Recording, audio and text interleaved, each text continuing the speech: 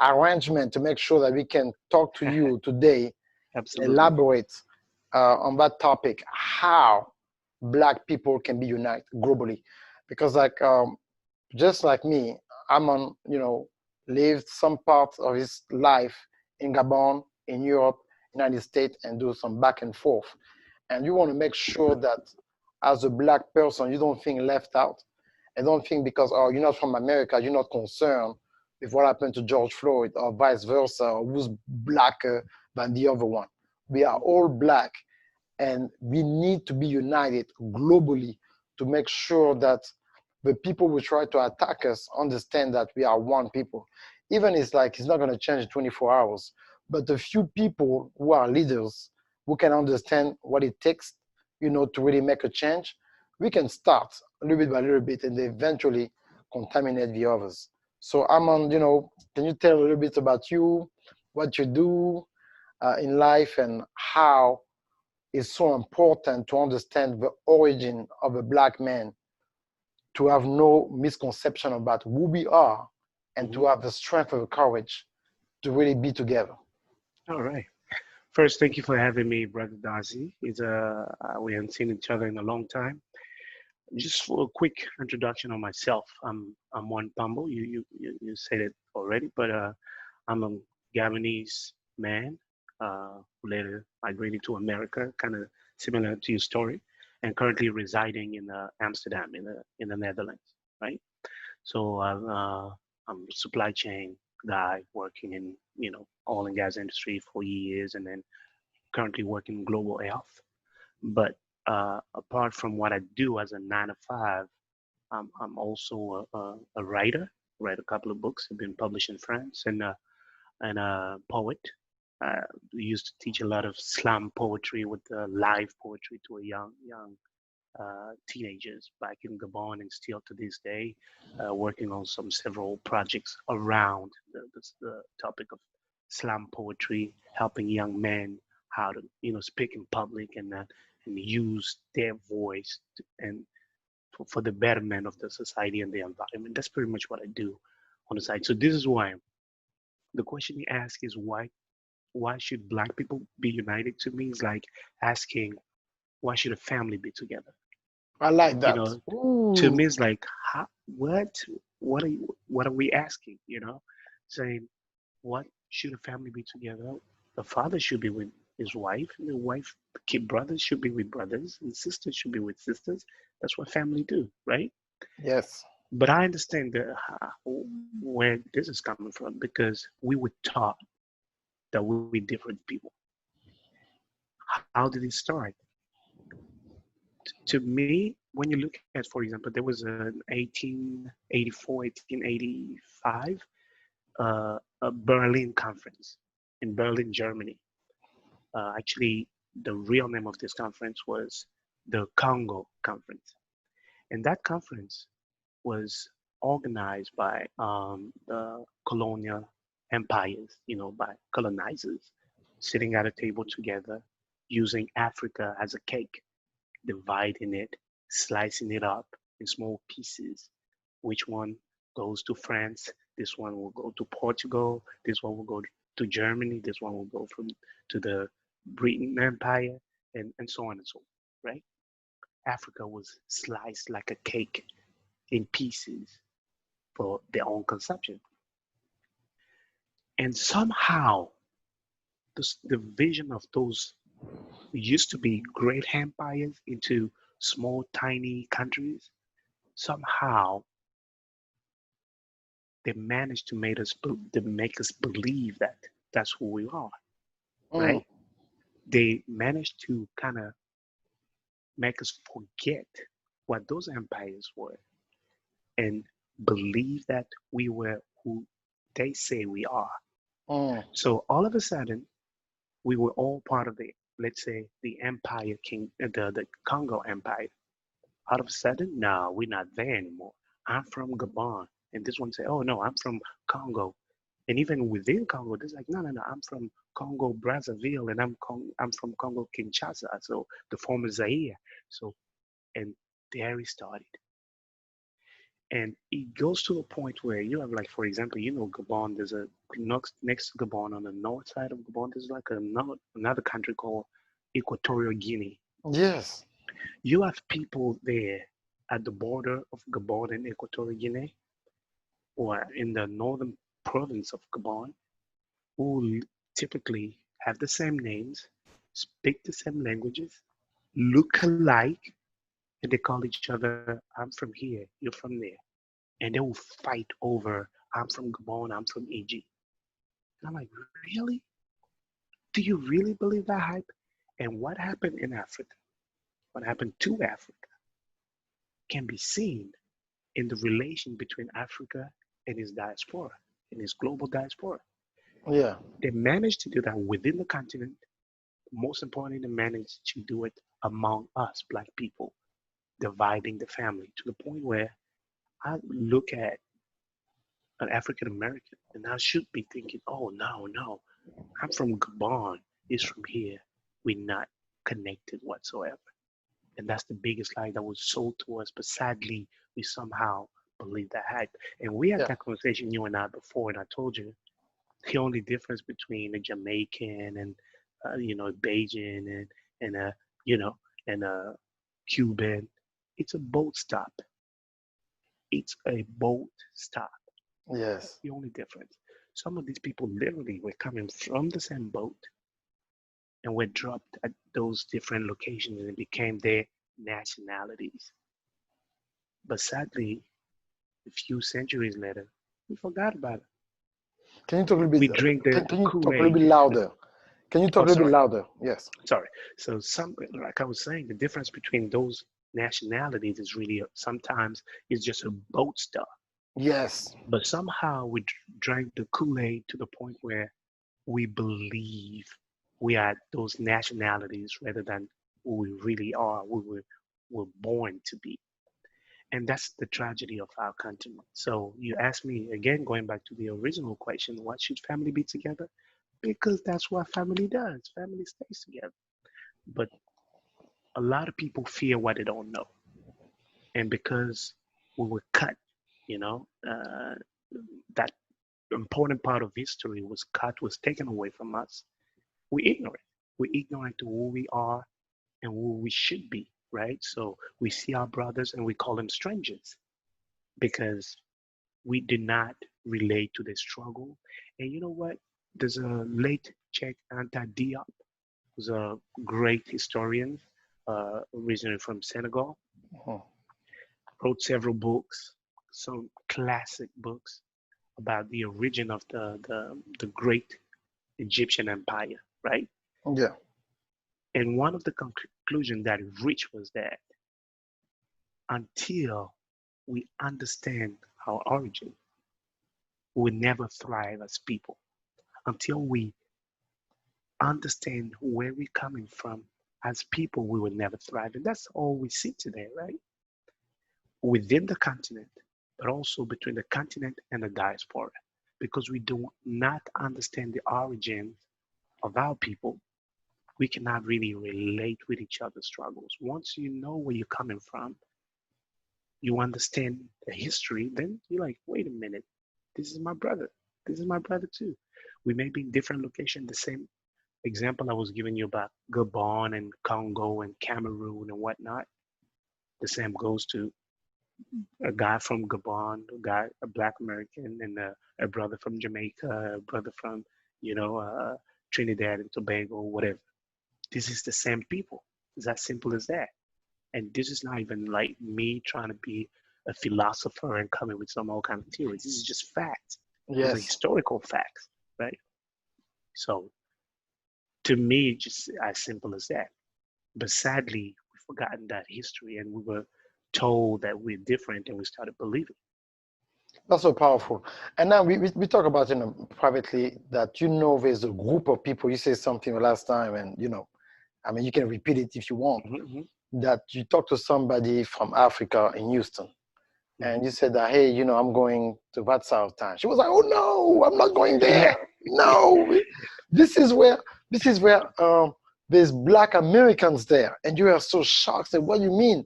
And that lady, she was living in bad part of Texas for years. Of course. She had been living in Texas for years, okay? And just one evening with some guys, we say, let's go hang out. And I say, okay, let's go. I know this spot. Boom. I give the name, and she's like, oh no, we're not going there. I said, what? Why not? Oh no, there's a lot of African Americans going there. This is a sister we're talking about. She's from Africa. She freaked out. She's like, no. Why? And so we're trying to understand, like, what's happening? Why don't you want to go there? What's wrong with African American? And she's like, she's afraid of him. What? So the society does a trick on us, right? They portray these brothers in a way that it all goes to divide and conquer, Darcy. You know what? Roman empires, the Romans back then, they were big into conquering nations and invading other nations. One of the strategy was to divide and conquer. And this is why. Let's look at, for example, places like South Africa. Yeah. You have an X number of Caucasian, of white people, right? Yeah. I'm walking to this room and I realize there's three, let's say I'm a white guy. I'm walking this room with three of my fellow white guys. And in front of me, I see 12 black people. I'm like, man, there's too many of them. How can the three of us take over this group of 12? Because numerically, they're just superior. We cannot, we can't hang. We have to find a strategy. So what they do, they walk in the group of 12 and say, hey, wait a minute, by the way, you two, you're not related. Are you better than these guys? Oh, what? So you have two away from the group. They become Darcy clan. And then you have that one guy, you say you're taller than everyone, and your skin look a little lighter. You shouldn't associate with these guys. You call it, come on, man, you're better than them. And they start believing it. So he's isolated by himself. And so on and so forth. They slice up the group in small pieces. And all of a sudden, you have two here, another one there, another two there, another one there. And what it looks like, now the three that walked into the room initially, that were clearly a minority, because you sliced up the 12 in small pieces, all of a sudden, the three becomes a majority because they're ruling over a group of one, another group of two, another group of one, another group of two, and so on and so forth. So they have now three, because they stay united, they stay together. Yeah. All of a sudden, they look like a minority. So every time they attack the one, the other ones, because they do not associate with that one anymore, guess what? That's none of their business. So the three can successfully attack that one because he was taller, and that one because his skin was lighter, whatever, and so on and so forth. That's how they do. That's how they operate. And going back to the story of that sister was afraid to go to a club because there was a Black American club. That's exactly what it is. She couldn't see herself in that place because she was sold the idea that those are gangsters, those are killers, and there's a lot of movies and maybe sometimes music, and sadly, sometimes we portray ourselves, and that way, all those things feed to the stereotype of we are different, we're not the same. And she wouldn't budge, man. She wouldn't go because she's like, I'm afraid of these people. And that's exactly the point of all of it. It's fear. And it's based on ignorance. And the crazy thing about it is that I have another brother from Texas. I mean, I don't know why everything's happening in Texas. Nothing against Texas. Don't mess with Texas. And he telling me now, that's another African dude, and he put it on his Facebook page, and he said that it's so sad.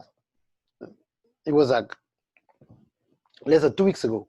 He said, that's so sad that me as an African man, I'm more secure than an African American when I get stopped. He got here like 4 or 5 years ago. I inboxed him immediately. I said, man, what you talking about?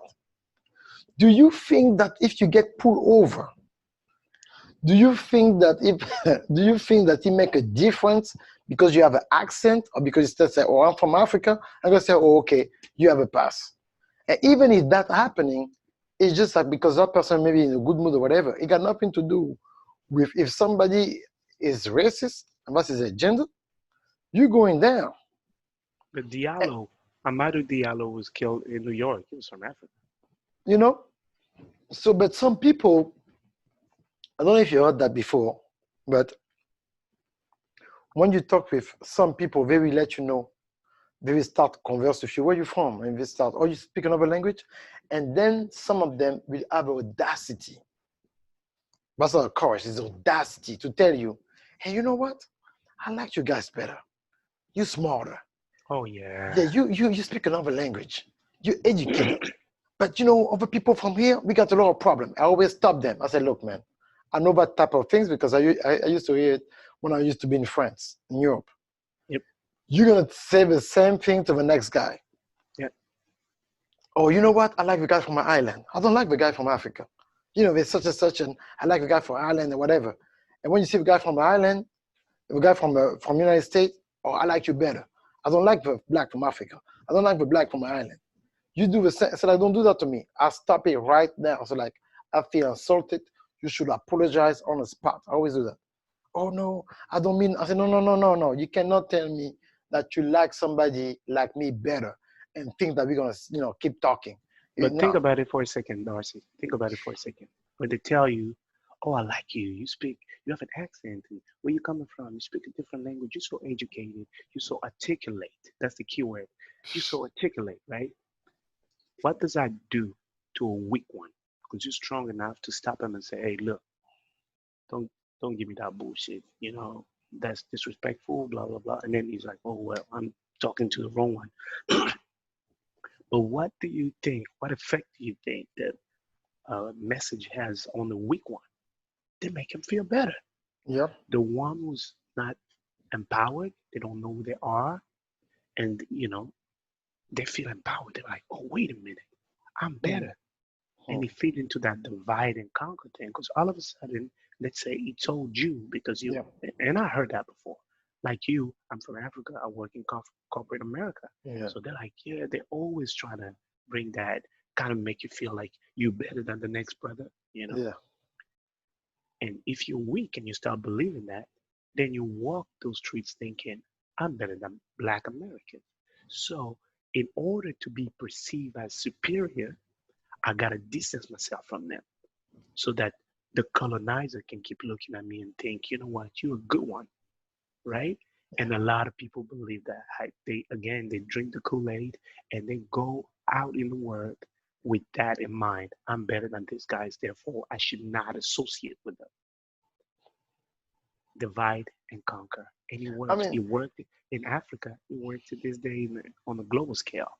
yeah. So now let's talk about something, and I'm just gonna say it like smooth way.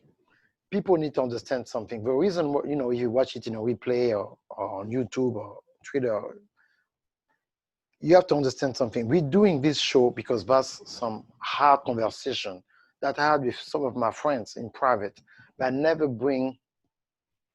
I was never able to bring that type of conversation on, like publicly, because we have to put our finger on it, because people, they might see you from afar and there are so many things in their mind and they never really have that type of real conversation. I remember having a conversation from a lady from Chicago, and the way she broke it down, the violence over there in the inner city, it makes so much sense. Guess what? Because she was from there. Absolutely. She explained it to me. It's like, no, from some of the countries, like what's going on in Chicago, why they kill each other. And she broke it down to me to a point where I was like, whoa. She said, yes, I'm from Chi-Town. This is what's going on. This is a 411. I was like, okay, all right. So that's the same thing. Like, somebody a long time ago, I was here in Atlanta. I was, maybe you've been approached to, I was on a motor. It's a subway here, like maybe 14, 15 years ago. And somebody came and said, man, do you know who you are? That whatever name that you have is not yours, and you're a Black Hebrew, and we are not from Africa. We're from Middle East and stuff like that. And I watched a documentary on YouTube. Listen, and a Jewish guy was talking about it in the stuff that, our scores are different and all that. I said, stop. Pause. I said, excuse me, where are you from? He said, I'm from here. And he was like back then in his 30s. I said, like, do your parents still alive by any chance? He said, yeah, my pops. He said, how old are they? They're 60 and more? I said, yeah. So they were alive when MLK was around, and yeah. So some of them are your grandparents, they saw him, right? Yeah. How will you feel if I'm coming to tell you that MLK was never in Atlanta, it was from Kingston, Jamaica? How do you feel? Do you believe me? No, I cannot believe you. But what if I say, like, I watch a YouTube video? Because they always tell you, like, do your research. The research is a YouTube video. That's not even credible when it comes to something that you should respect. Yeah. And I said, like, man, look, man, I am from Africa. Like, my name is Ogandaga Akenenge. You know what I'm saying? Like, I took bath in a village with, in a river. You know what I'm saying? In a river. In a river, So, like, so that thing about Black Israel, yes, Joseph in the Bible, Moses in the Bible, they all are Black wives. So, yes, their kids back then, they are not white because, like, their wife was from Ethiopia. Mm-hmm. I mean, that's in the Bible. I mean, I know that. So it's in it. So now I understand what you try to do. But when it comes to the slavery, no, they took people from the continent, my brother. People rewrite history, and that's the danger of the word of today's word is that we have so many sources, and the information is all over the place, and it's easy to get lost, to be honest. And our generation will have to do a better job with our kids and make sure they can understand what's true and what's not. But I wanted to point out one thing. Look at all the big leaders. I define myself as a Pan-Africanist, right? Because everywhere, and I told you, wherever I go on this planet, when I see Black people, I see my brothers, I see my sisters. People, for all the brothers, let's say African Americans, and for African brothers, and then the people, the rest of the African diaspora, we need to remember one thing. There is no true movement, Black movement, that was not built with our leaders working hand in hand. The biggest Pan-African movement, you hear Pan-African, you hear African in the word, so you assume it's come from Africa. It doesn't. It doesn't. It comes from America. Brothers in America started it. And then you have great leaders like Uncle Kwame Nkrumah, who actually moved to the States, studied, I believe it was maybe Temple University. And you still have professors like Molefi Asante, who introduced the concept of Afrocentricity. And those guys, American brothers, they started it. And it was inspired by the Blackness and the struggle. And then a lot of African leaders, they could relate to that, not only for the Blackness, but also from the struggle standpoint. And they started working together. We need to understand that Malcolm X eventually got close to those Pan-African leaders. Those guys work hand in hand. They did. So our generation somehow forgot that. We cut that tie, and we really walk in the road believing that we're different from each other. We are the same people. And I salute you for starting this conversation because, Darcy, this is a great and very vital conversation to have. This is a needed conversation because we need to bridge that gap. We really need to bridge that gap. In order to do that, we need to do the knowledge. We need to do the knowledge. And we're not talking about YouTube video knowledge. We're talking historical documents, books. Just Google a map of Africa before 1884, and then look at a map of Africa after it was sliced up. Just that will give you a first understanding. Read the history of Check Anta Diop. Professor Diop had so many classic. Maybe later on we can share some of the names because I sadly only know those titles in French. So, you know, but my point is this. The point is until we understand history, until understand where we're coming from, we will forever be confused. And that confusion is the reason why this sister didn't want to go to the African American club because she felt like, I'm afraid of these people. That's why. Because she cannot relate to something that she doesn't know. So fear is based on ignorance. Until we know and we understand, we'll never be able to have that relation. And there's another part. We are human beings, so there's a three parts. Yeah. There's our spirit, we have our soul, and we have our mind. Absolutely. In our spirit, we are broken. There is a saying that the blood got a voice. Yeah. So whenever a blood blood is shared, like during atrocities, torture, war, that blood speaks after centuries. I know you've been in Ghana. Yeah. When you walk to a place where they used to take those slaves, why in the world you still feel something? We talk about 400 years plus years. Why you still feel something? You know why? It's your spirit inside of you, with the spirit of God, who's connected with the spirit of God of those people who are in there. So that's why we have to heal spiritually. You know what? The healing, spiritual healing. The other day I was kind of messing up with one of my OGs. He's from New York, and he sent me a message. We share a lot of information on what's going on with George Floyd, rest in peace, and all those things.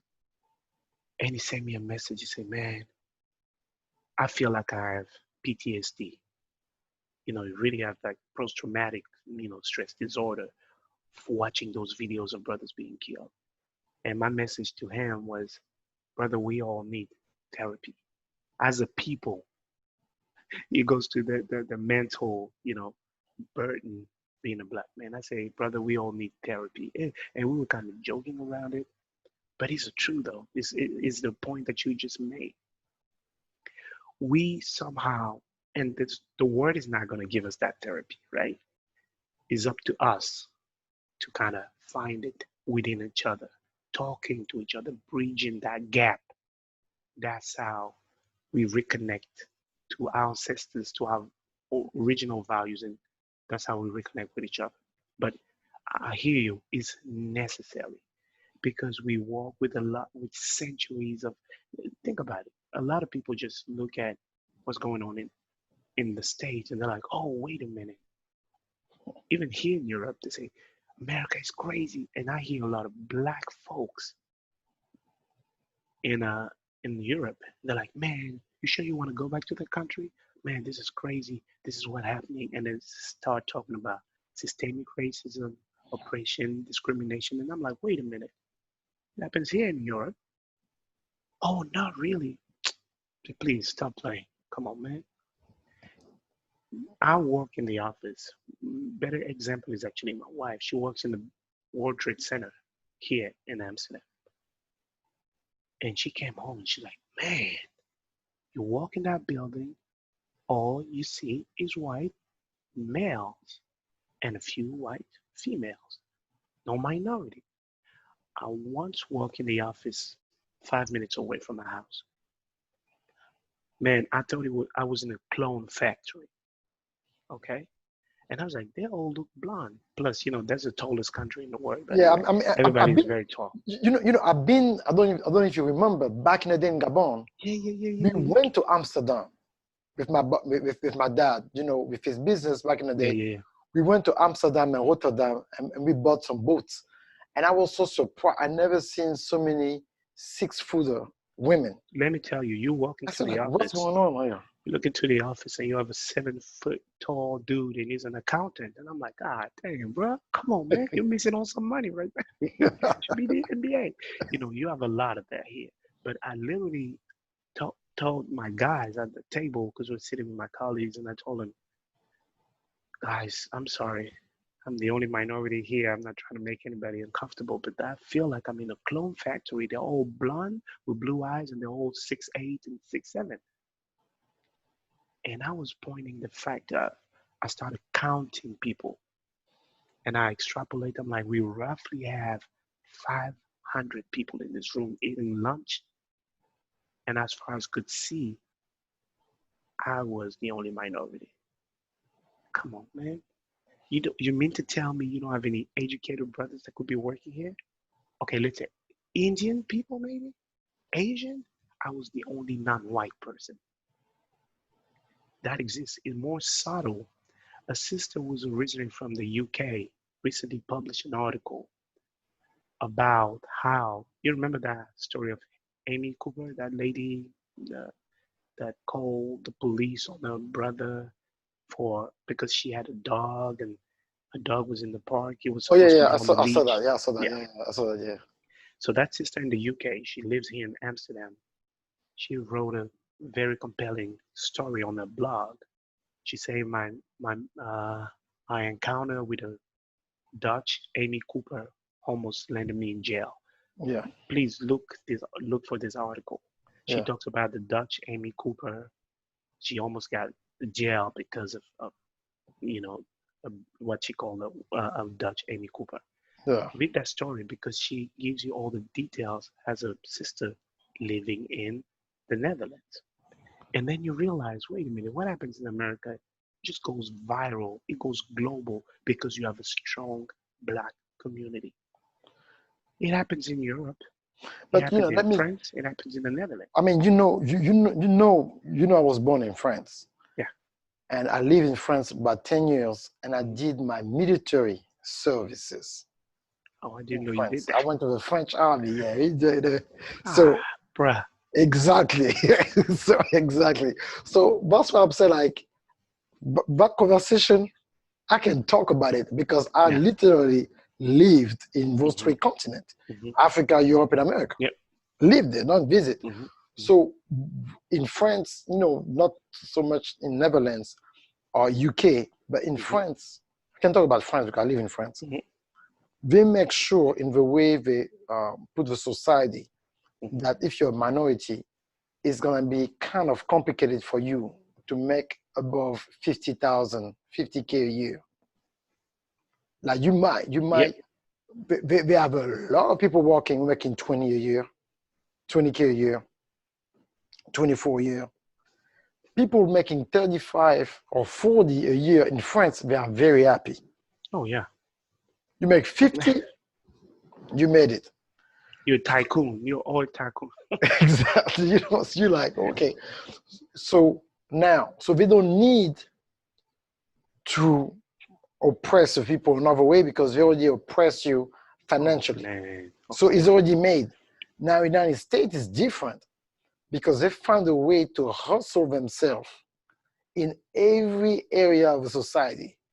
So now somebody who's smart can go super quick to the 6 figure. Yeah. How many millionaires do you have in the States, brothers and sisters? They have billionaires. So there's no question. To me, it's just different. It's just a different brand of oppression, systemic racism. That's it. You walk in a building. I lived in Houston, Texas for the past decade, right? Walk into the office, I see brothers in the machine shop, but I also see brothers in the high office, the VP office, right? So you feel represented. You're like, okay, yeah, the guy on the floor in the machine shop, hey, what's going on, brother? And then you walk by the DC, the VP office, you stop, hey, how's it going? Hey, how you doing? Oh, good, oh, good, yeah. Oh. You have that, you somehow feel accepted. You come here to the Netherlands, you look around, you don't see any brothers. Yeah, this is your jobs. And you're like, man. And then all of a sudden you see your brother coming in, you're like, finally I got one. and he's cleaning your table and he's sweeping the floor. Like, come on, man, in 2020, for real? We're still here? It happens, right? It happens. The big difference being that America has access to guns like nowhere else in the world. So it makes matter worse in that sense. But the George Floyd story, there's a brother that was killed, I believe, in Rotterdam. He didn't make the big news. He was killed exactly. He was suffocating by cops. Similar story. The difference is this. It happens in Black America. It goes viral for the whole world to see. It happens here. They keep it quiet. They won't make big news. That's the only difference. Do you That know and the crazy fact that part? people have guns. Do you know crazy part? Just before I record that thing, Mhm. about 6 hours, 4 or 5 hours ago, Mhm. they shot another brother in Atlanta, 30 minutes from where I live. Ah, The cops just shot another, 30 minutes, yeah. 30 minutes from where I live now. And so it's, because they said he was trying to get away. So there's not, trying to get away. I mean, let him go to get away. Just give him a warrant. I mean, it was not something crazy. So they scared. They fear for their lives when he was Yeah, running away. yeah. So I was like, man, this is crazy. So, This is I mean, crazy. I'm so glad that we talk about it, but I want to conclude with this thing right here. Mhm. We've been knowing each other for almost 30 years, Mhm. and the love that we used to have for the hip hop, man, when we were growing up in the neighborhood and finally make it to the state and have a good encounter. I got so many great brothers, American, Mhm. and I'm gonna Mhm. bring them in a show. Yeah. I determined on top of everything I'm doing in my business to have the maximum of people that I know to share their experience, Mhm. and to educate the folks, and so they can be exposed to the knowledge and different things. And what I want to say is something that I always respect about you is that we don't share the same kind of faith, Mhm. but it doesn't mean that we cannot talk or we cannot. Absolutely. But this is what I want people to know. Do not cancel somebody because they don't believe like you, or Absolutely. because they don't. If they respect you and they respect themselves as a human being, Mhm. do that. Connect, because you can always learn. Because I believe Absolutely. that sometimes the people who are Christian like me, sometimes they try to they have their superiority. Oh, Yeah. you don't know Jesus? I don't talk to you. Are you? Yeah. Yeah. Absolutely. And so they cancel themselves out Yeah. for the And you miss opportunity on a lot. to meet Miss on a lot. a smart human being where Mhm. they can benefit from. Absolutely. I have a lot of people who are straight traditionalists. This Yeah. tradition, Yeah. no Muslim, no Buddha, no Jesus, straight from somebody from his ancestry, like you. Like this you know, guy. that's it. So, but like you have to, as a leader, because I believe that we are all leaders. As a Mhm. leader, you should be able to get on a table with some people Mhm. who not necessarily believe like you, but want the best of the community. So you Absolutely. can everybody bring something at the table and be able to build into that. So But can you talk that's about exactly. that aspect? But you know what? And that's a good thing. In a family, going back to the original point, I like that. what should we be together? Because that's what family does. Family stay together. But as a head of the family, you'll be dealing with some kids who like to read, kids who don't like to read. You read with different type of kids and personalities and all that. And then Yes. some adults that want to keep to themselves. Those who like music, those who don't. You have all kind of everything. And that's the beauty of the family. That's the beauty of the universe. But the idea that we should remove people from that family because they think different, they pray different, is nonsense. It's nonsense. We only hurting ourselves by dividing ourselves like that. That's it. So we shouldn't. Going back to one point you were making, you know what? Growing up in Africa, we like everything about Black American music. Well, we thought we liked America. We thought we did. We didn't. We like seeing brothers that look like us being successful in music in basketball, in art, in entertainment, in, you know, and that's what we loved. Yeah. That was my initial connection with America, was through the brothers that we see. Me too. I mean, me too. Straight up. Because at the end of the day, what do people like about America? Let's be real. What we call the culture is 12 or 13, I don't know, 15% of the US population, with just an amazing influence over the culture overall. Yes, it is. American culture, seen from Europe, I can tell you, is black culture. Let's Yeah, keep it real. yeah. It is black culture. That's what it is, nothing else. And growing up, we're attracted by that because in a lot of African countries that were newly independent, they became independent in the 1960s. For a lot of those guys in the 80s, 90s, or kids, you and me growing up in the 90s, looking for models and people who look like us, Yes, we looked in America. yes, And when you think about it, what you and I in our generation did is the same thing people like Kwame Nkrumah did when it when the Ghana became independent. They looked for the W.E. Du Bois, yes, and those guys, who by the way are the founders, the true founder of the theory of Pan-Africanism, those are the guys we connect with because yes. they look like this is what I'm trying to do, and it looks like this brother in America is doing exactly what I want to do. So let's link up. That's what he did.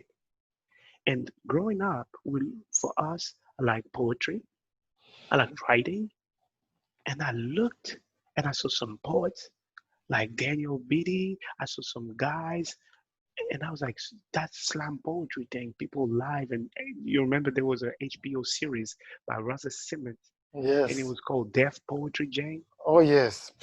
I was watching those videos like, that's where I want to be because they're doing that thing that I want to do. You look at those brothers. You didn't look at the fact that we're Americans. You look at the fact that they were brothers. They looked like me, and they were doing something we thought we wanted to do.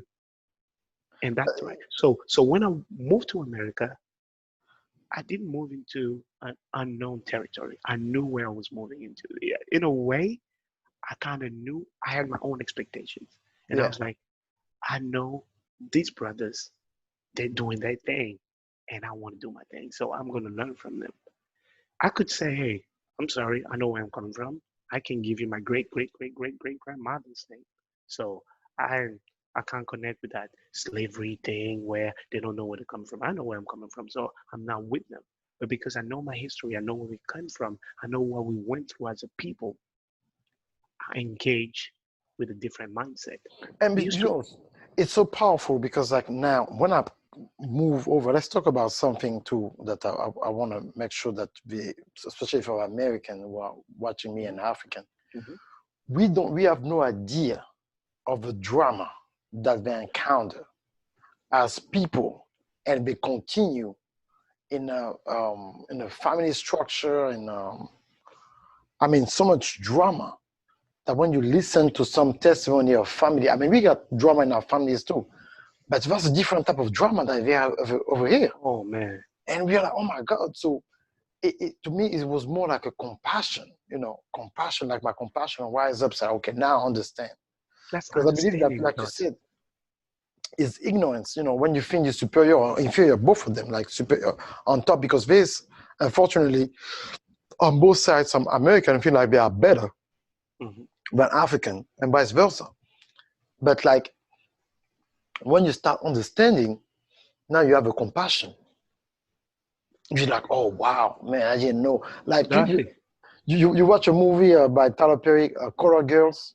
for color girls, yeah. So that movie show you some of the stuff that, because like when you talk to people in Europe, they have no idea. Oh, why they No. doing this? Oh, they should do better. They should stop over violence and stuff. Why they resist? Why they do all this kind of stuff? If they're just quiet and calm, none of that will happen. They don't understand that it's been happening for years. So by the time they get stopped, they're already nervous. Like, what's going on again? You, Because they you, have you this history. They have so many stuff happening. So they think cannot be about calm. think about it. Sorry for interrupting. Think No, about it. go ahead, You man. have some soldiers going to Afghanistan, to Iraq, or whatever for 2 years. They come back with PTSD. They come back, they can't sleep at night. they completely change. And one day, some of them go somewhere and shoot down a place, and they have all kind of mental issue. Yeah. 2 years in Afghanistan.